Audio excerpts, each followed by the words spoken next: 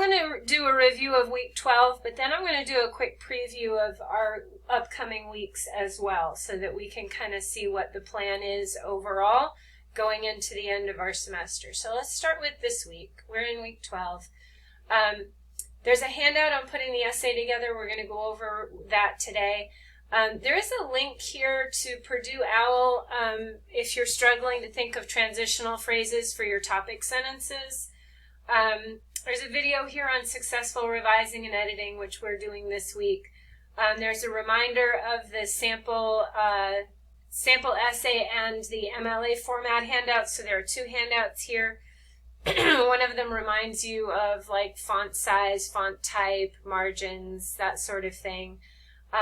Using criterion effectively, that video is here. It was also in a previous week, but I made an extra copy of it for you since it's been a minute since you have used criterion. The criterion link is here, and criterion use is required this week. I am going to ask everybody to make sure that you can access criterion before Wednesday of this week, so that if you need to email me and get my help resetting your password or something like that, you get that taken care of before the weekend, because Thursday is Veterans Day, and we do not have class on Veterans Day. And I don't work weekends, so hopping on to give you a password when I'm trying to take care of my family is, it's not my favorite thing to do. And I don't want anybody getting behind because I'm busy at home while you're trying to work. So make sure that you check that you have your access to criterion really working before Wednesday. All right. Final draft for the short story essay is coming in this week. Now, this should not be a big stress for those of you who are caught up. So let's just go over the instructions here. The first thing it says is to remember to please make sure you've used multiple submissions in criterion to reduce errors in grammar mechanics and usage. One submission is not as useful as multiple submissions. Multiple submissions are when you fix the errors in criterion and submit again and see if it worked and whether those problems have been solved, right? And that's what I'm expecting. And then you can take the improved version and copy it out or export it out into a Word document and get it formatted. And remember, I show you how to get to that split screen where you can see the errors on one side and fix them on the other side. And I show you how to take your work out of criterion and into a Word document as well in that video on how to use criterion effectively. So please make sure you're watching that. I know the beginning is how to sign up for criterion. You can skip through that part and get to the part where we're really using it. But don't skip the whole video, please, if you haven't watched it. Or if your using criterion score was low last time, make sure it's nice and high. This should be an easy grade for everybody. Please make sure your essay follows the model provided in the sample essay. It should follow the model of source use that we've been learning and practicing. It must provide at least 2 paragraphs of close reading of the literature. Use 1 cultural context source, 1 biographical source, 1 historical context source, and 2 literary criticism articles, right? So this is a 9-paragraph essay, right? It's got a thesis and 2 close reading paragraphs. That was our first 3-paragraph assignment a couple weeks ago. Then it's got the bio, history, and cultural context paragraphs. Those are the next 3. And then the 2 literary criticisms and the conclusion. So there's your 9 right there, right? And we've drafted all 9 of those. You will have feedback on all 9 of those. Everything that's turned in, I'll have graded for you by the end of the day today.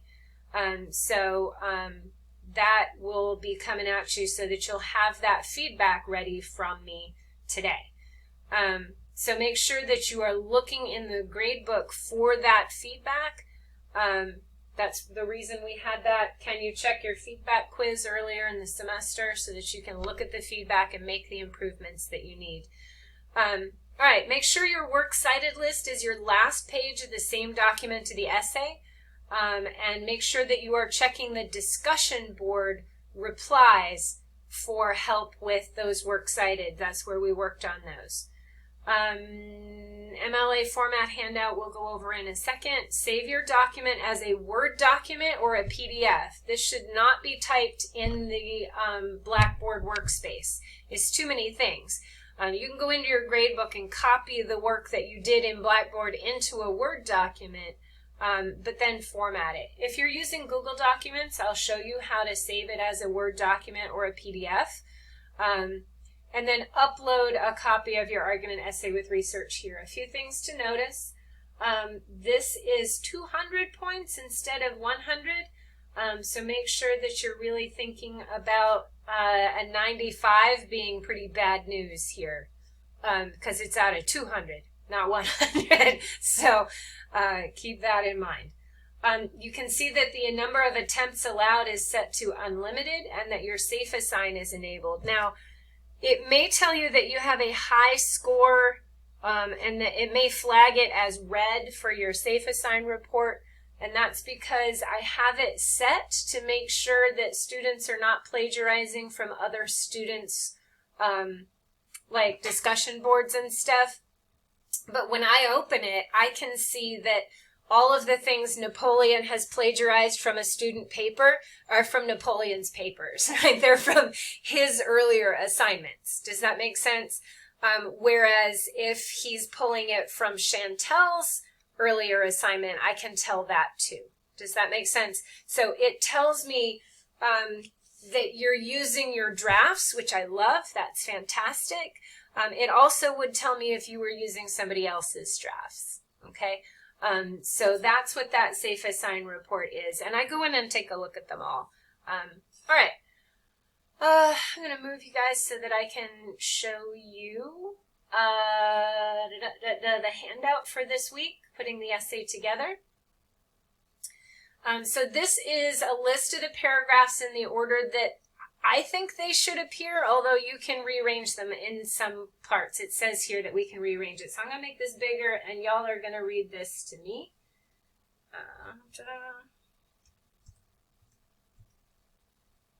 All right, Napoleon. Whoa, let me move that. All right, what's the first thing in your essay? What's the first paragraph?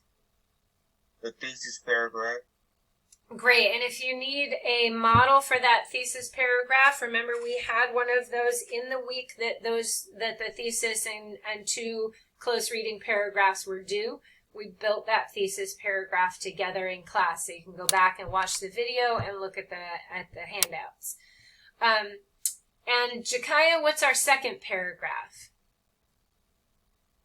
Close reading paragraph number 1. Beautiful. And Tylandria, what's the third paragraph?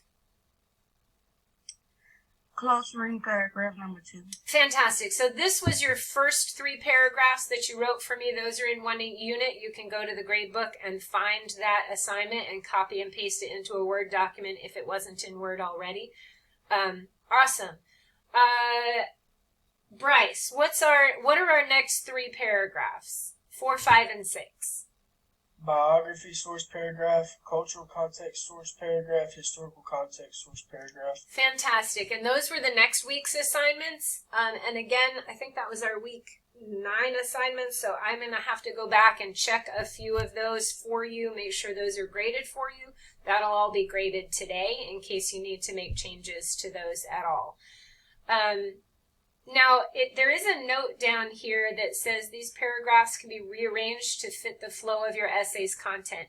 You are in charge of organizing the materials in a way that makes the most sense for your argument. So if it makes sense for you to do the biography first, do that first. If it makes more sense to do the cultural context first, you can do that first. But it depends on what you're saying, and I'm not saying it, so I can't boss you around with that. You can just organize it this way, or if it would make more sense to organize it another way, you can reorganize it. After that, you should have Chantel. Tell me our last 3 paragraphs. Literary criticism, source paragraph number 1. Literary criticism, source paragraph number 2. Conclude a paragraph. You want me to read number 10? No, we'll talk about number 10 in a sec. So these are what we did last week. And again, your feedback from those should be available by the end of today. All right. And then this just tells you that you can rearrange those paragraphs if you need to. Let's see. Nikeria, can you tell me what our last page of this essay is going to be?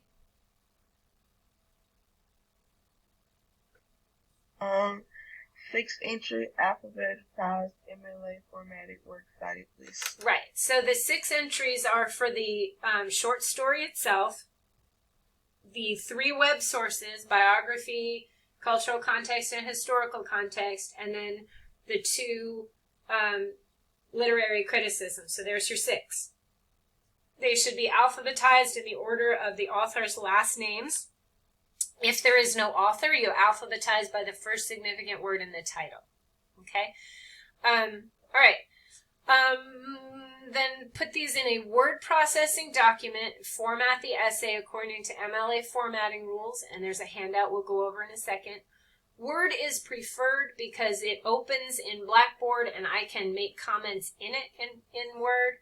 If you use Google Docs or Pages, please make sure to save your work as a Word file. If you need help doing that, let me know, but I'm going to talk about that a little bit today because I know a lot of you are using Google Documents, which is totally fine. Let me just make sure I run through how to do that save. Okay? All right. Questions about this handout or about putting the essay together? You will absolutely have all the feedback you need by the end of the day today, so don't fuss over that. Okay? But are there other questions about putting it together? If you're caught up, you've done it all, right? So it's just compiling it into one unit. If you've fallen behind, this is the week where you do what I didn't want you to have to do and write a 9-paragraph essay in a week. Not ideal, but I will tell you this, students in other classes are doing it. Because other 102 classes don't break it down this way. So it's possible, and if you're behind, that's what you're doing. But I hope you're not behind. I hope you've been with me, and I hope this is mostly copying, pasting, revising, and editing. Okay, that was the goal. All right, before we go into the MLA handout, I'll go ahead and open this. The MLA format document is here. We've looked at it before with our last essay. We'll look at it again. This is just telling you about header and font size and tabs and stuff like that. Margins. Generally, I had a couple questions about the margins with my other class. If you don't mess with the margins of Google Docs or Word when you open it up, it should just give you the preset margins, and the preset margins are fine. I don't think there's a lot of things in here we need to go over. We do use Times New Roman 12-point font. Don't make your margins bigger. Make sure that you can see your paragraphs. And again, it should either be indented in the first line, or if you can't indent for any reason, there should be a physical space between the paragraphs. But I need to be able to see where your paragraphs divide in order to see that you have 9 of them. Yes. Okay. All right, I'm going to close this. That's there for you to look at in more detail. Really? Okay, I don't really care about that. Just close it. Nope, don't save. Okay, so that is there. The sample essay is here again in case you need to take one more look at the sample essay and your own essay. This is a link, as I said, to Purdue OWL, which takes you really, it's a broken link to Purdue OWL. Let me fix it. Purdue OWL transitional. 1 second. I'm going to move you guys for a sec. All right, so we fixed that link. There is a video on paragraph organization and flow, which would not hurt you to look at. Flow and scholarly writing would certainly be a great handout, but if you click on transitional devices, you have to add and a list of things that you can use to compare, to prove, to show exception, to show time, to repeat, to emphasize, to show sequence.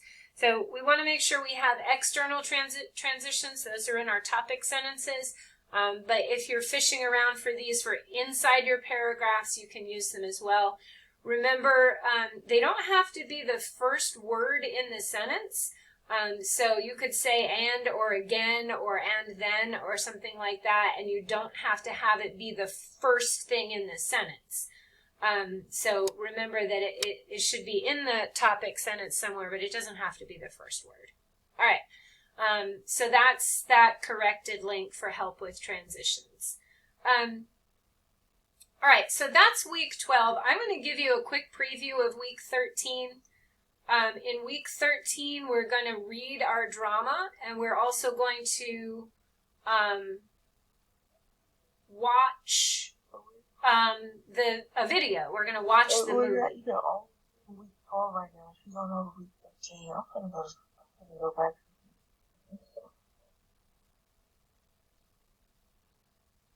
All right. So we are going to go over week 13 for a minute, and then we'll go back to week 12 because I want you to see what's coming. We're going to have literary terms for drama.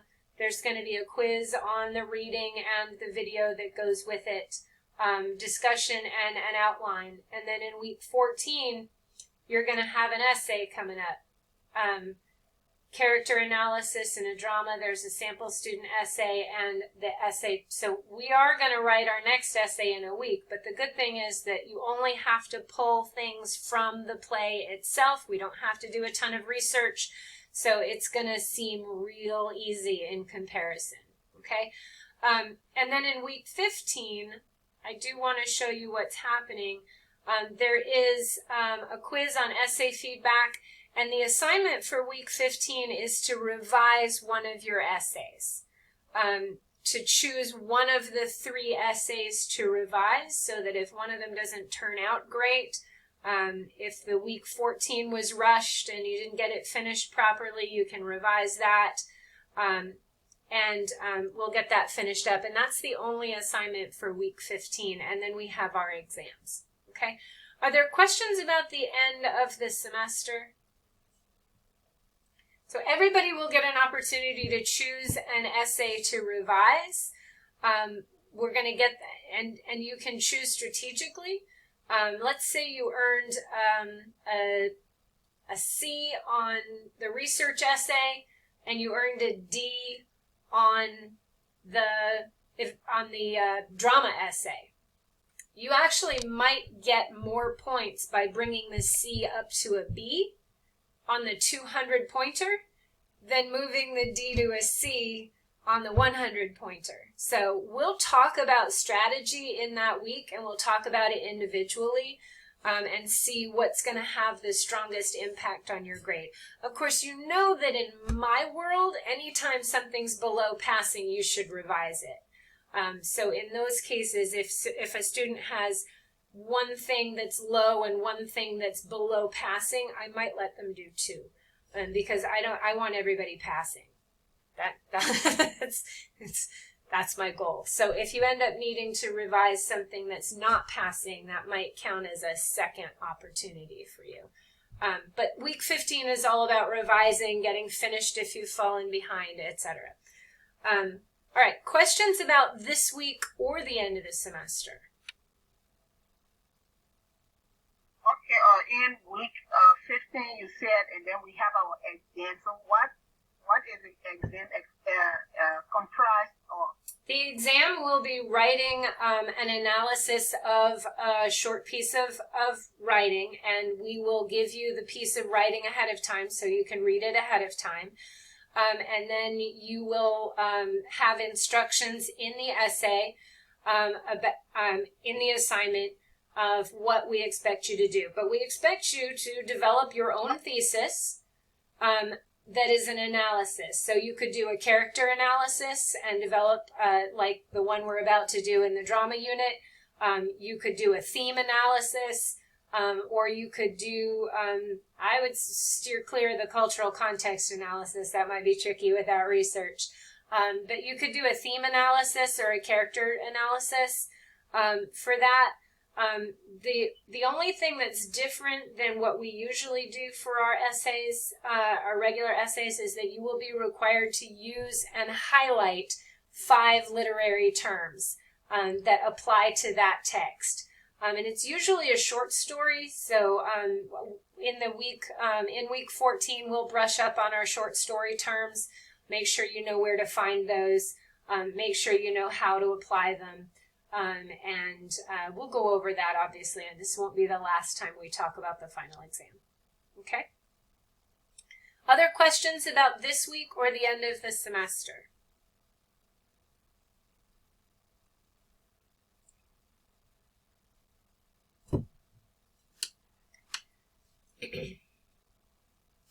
All right, I'm going to put you in breakout rooms, and I want you to talk about the essay that you're putting together, and I want you to talk about what you think is the strongest part of your essay so far and what's the weakest part of your essay so far, and then have one question for me about putting the essay together. Okay, so you have 3 things to come up with in your group. What each of you thinks is the strongest part of your essay. It may be different for different people in the group. What's the weakest part of your essay so far, and what you're most worried about, and then a question or 2 for me about putting the essay together. All right?